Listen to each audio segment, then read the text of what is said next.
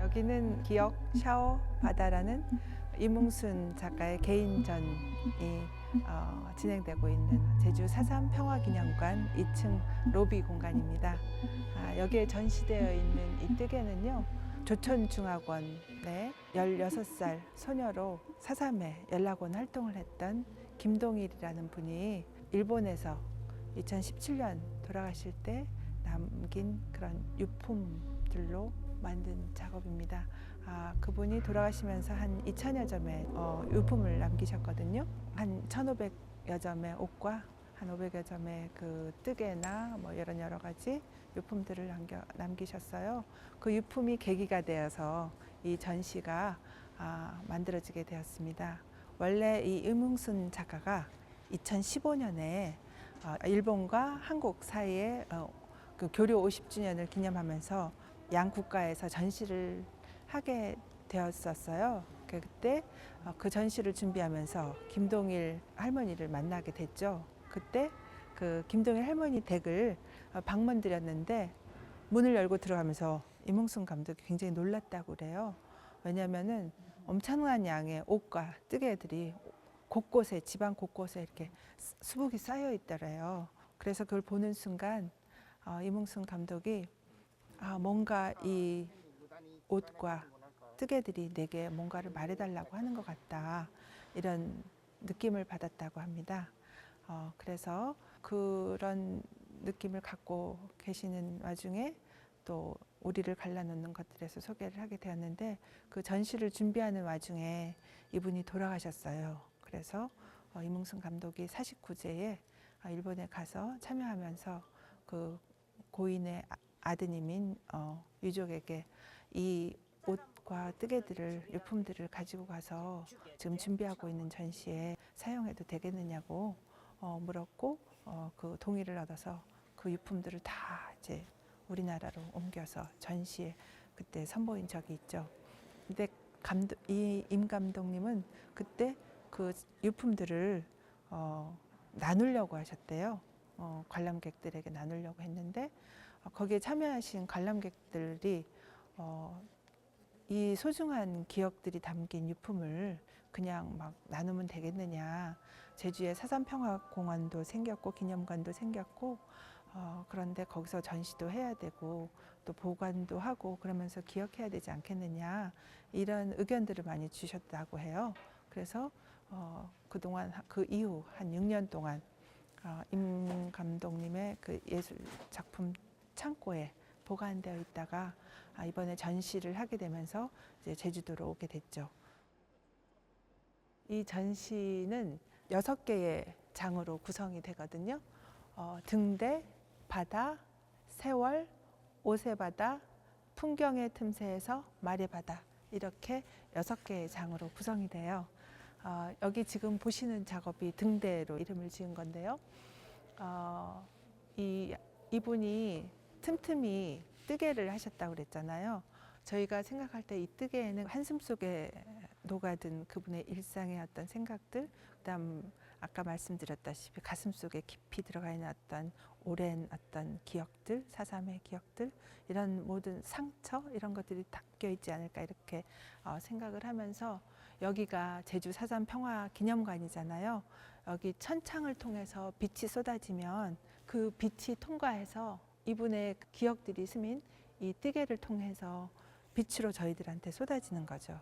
이게 하나의 그 등대라고 이름을 붙인 게 검은 바다에 불빛을 비춰서 백기를 알려주는 등대처럼, 이 등대 작업이 우리들에게 먼저 살아가신 선배님이 저희들한테 어떻게 보여주는 하나의 어떤 안내, 빛 아닌가, 이런 생각으로 작가가 등대라고 이름을 붙였다고 생각을 합니다. 그리고 워크숍에 참여한 분들이 리메이크한 옷이 있고 또 그대로 입기도 하고, 그분들이 다시 개막식 날 런웨이 퍼포먼스를 참여해 주셨어요. 그 제목을 저희가 해바라기와 선착장 2023 김동일 컬렉션이라고 이름을 지었거든요. 아마 그것이 이 전시의 시작이자 이분의 기억을 떠나보내는 하나의 시작 장소라는 의미에서 선착장이라고 이름을 붙였습니다. 그러면 그다음 저희가 이제 바다 3채널 영상 바다인데요. 이 김동일 할머니가 제1의 삶을 사셨잖아요. 제1의 삶이라는 게 1세대, 2세대, 3세대의 삶들이 복잡하게 얽혀 있는데 그분들의 삶을 이제 왜냐하면 김동일 할머니가 일본에서 60년을 사셨기 때문에 그분의 살아온 제1의 삶을 이몽순 작가가 바다라는 제목으로 3채널 영상으로 이 안에서 소개를 하고 있는데요. 그 김시종 시인이 말씀하셨어요. 시인은 실천하는 삶을 살아야 하는 책무가 있다. 이런 말씀을 하셨는데 거기에 걸맞는 분들이 나오셔서 인터뷰가 진행이 됐더라고요. 그 각자의 위치에서 실천적 삶을 사는 분들 인터뷰에 등장이 되고 있고 그분들은 이제 일본에서 만난 적은 없지만 그 3채널의 화면 속에서 서로 마주보고 대화 나누는 것 같은 느낌이 드는 영상으로 소개가 됩니다. 예. 바다 영상을 보시고 나면 세월로 나아가게 되는데요. 이몽순 작가가 처음 김동일 할머님 댁을 찾아가서 만났을 때 엄청난 양의 옷이 쌓여 있었다고 그랬잖아요. 우리를 갈라놓는 것들을 위해서 그 옷들을 가지고 나올 때 그 옷을 꺼내다 보니까 바닥에 그 오래된 사진이 있었대요. 젊었을 때 일본에서 살아온 흔적이 담긴 그 사진인데 지인들하고 같이 뭐 바다에 가서 노는 장면이라든지 아니면 대화 나누는 장면 또 어떤 모임에 가서 찍은 사진 이런 여러 가지 사진들이 있는데 그 지나다 보면 그 공간이 사삼평화공원을 이렇게 내려다 보는 창이 있어요. 그 창과 벽면에 그 사진들을 붙여서 사진을 통해서 마치 평화공원 전체를 내려다 보는 듯한 그런 느낌을 받고요. 그곳을 지나면 워크샵을 했던 그 옷, 그 할머니의 옷이 다시 걸려 있고 고치글라 워크샵이 어떻게 진행됐는지 소개하고 있고요. 거기에 참여한 분들이 어떤 느낌으로 참여했는지 그런 소감들이 소개되고 있어요. 그것을 보면 어떻게 참여자들이 할머니의 옷을 기억하고 있는지 저희가 알 수 있죠. 예. 그리고 여기가 사삼평화공원이다 보니까 사삼평화기념관이고 그러다 보니까 해외에서 많은 분들이 또 전시를 보러 오시더라고요. 그래서 유품 나눔을 이어가고 있는데 자기 마음에 드는 옷을 선택을 해서 또 입어보고 또 어디에서 배경을 선택을 해서 사진도 찍고 이러면서 옷을 선정해서 이제 가지고 가는데 이 옷이자 기억이 바다를 건너서 이제 퍼져나가는 듯한 그런 느낌을 받았습니다. 옷의 바다를 지나가면 풍경의 틈새가 나오거든요. 풍경의 틈새에는 역사는 이렇게 고정되어 있는 게 아니고 늘 연속적으로 현재와 미래로 흘러가는 거잖아요. 그런데 그 사삼을 겪은 그 역사, 그런 기억들은 현재 어떻게 그 이후로 흘러갔는지 임몽순 감독이 작업해온 아르헨티나와 또 광주, 여수, 베트남 이런 곳을 다니면서 작업한 내용 중에서 이제 스케치 사진들을 설치해서 그 4.3 이후에 억압과 폭력은 어떤 식으로 다른 나라에서는 벌어지고 있는지를 우리가 경험할 수 있는 그런 공간이 됩니다. 이주를 하든 아니면 난민이 되어서 이동을 하든 이런 배를 타거나 비행기를 타거나 하게 되잖아요. 그렇게 하면 어느 곳에 가야 되죠? 대합실을 꼭 거치게 되잖아요. 그래서 여기는 그 대합실 공간으로 설치가 되어 있는 구역이고요. 한반도와 일본을 디오라마로 이렇게 제작을 했는데 이 바다는 그 바다에 흘러들어온 해양 쓰레기인 스티로폼을 가지고 제작이 되었어요. 그리고 여기 지점들을 보면은 오사카가 있고 오사카에 우리 제주도민들이 굉장히 많이 살고 있죠. 4.3에 많이 오사카로 갔고 니가타가 있고 후쿠시마가 있고 요코하마가 있고 여기 제주도, 목포, 부산 이렇게 있는데 그 니가타가 우리나라 38도선하고 같은 위도에 위치해 있다고 그래요. 그리고 니가타에서 처음으로 북송선이 출항을 했고요. 그 아까 바다라는 영상에서도 김시종 시인이 니가타라는 말을 언급을 했는데 그런 의미 있는 지점들을 디오라마로 이 대합실에 이렇게 설치해 놓았습니다. 한 곳 한 곳의 의미를 되새겨 보면 여러 가지 그 역사 속에서 연관성들을 찾을 수가 있으실 거예요. 그리고 여기에 이 사진은 자화상인데요. 그러니까 임흥순 감독이 김동일 할머니의 옷을 입고 저 바다 너머를 바라보는 모습이죠. 아마 지팡이를 짚은 거 보면 노년의 김동일 할머니인 것 같은데 그러면 일본에서 고국을 바라보는 모습일 수도 있고 아니면 돌아가신 후에 이제 영혼이 제주도로 돌아와서 당신이 살아온 일본 저 너머를 바라보시는 사진일 수도 있고 그거는 관람객들이 상상에 맡기면 될 것 같아요.